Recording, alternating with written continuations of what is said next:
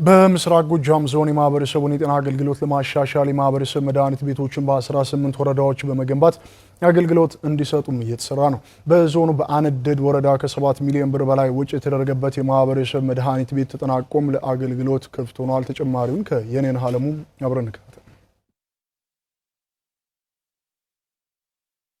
በምስራቅ ጎጃም ዞን የማህበረሰቡን የጤና አገልግሎት ለማሻሻል የሚያግዙ የመድኃኒት ቤቶች በ18 ወረዳዎች በመገንባት ላይ ናቸው። በዞኑ በአነደድ ወረዳ ከ7 ሚሊዮን ብር በላይ ወጪ የተደረገበት የማህበረሰብ መድኃኒት ቤት ለአገልግሎት ክፍት ሆኗል። የወረዳው ጤና ጽሕፈት ቤት ኃላፊ አቶ ይተካ ተገኘ እንደገለጹት የማህበረሰብ መድኃኒት ቤቱ የመገንባቱ ዋና ዓላማ የመድኃኒት እጥረትን ለመፍታትና በተመጣጣኝ ዋጋም ለማቅረብ ነው ብለዋል። የጤና መድን አባል የሆኑትን በሙሉ ወደ ግል አይላኩም ከዚህ በኋላ ማለት ነው።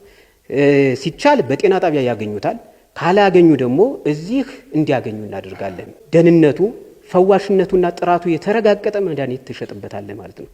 ከዚያ ውጭ ደግሞ በአይነትም በመጠንም በዋጋ አነስተኛ የሆነ ለማህበረሰባችን እናቀርብበታልና ይሄኛው ትልቅ ፕሮጀክት ነው። ማህበረሰብ አቀፍ አገልግሎት የሚሰጥ ነውና ይሄኛው ለሁሉም ማህበረሰብ አገልግሎት ይሰጣል ማለት ነው። የአነደድ ወረዳ ዋና አስተዳዳሪ አቶ አየለ ድረስ በበኩላቸው የህብረተሰቡን ጤና ለመጠበቅ ከማህበረሰቡ መድኃኒት ቤት በተጨማሪ የእናቶችና ህጻናትን ጤና ለመጠበቅ በትኩረት እየተሰራ ስለመሆኑ አስገንዝበዋል።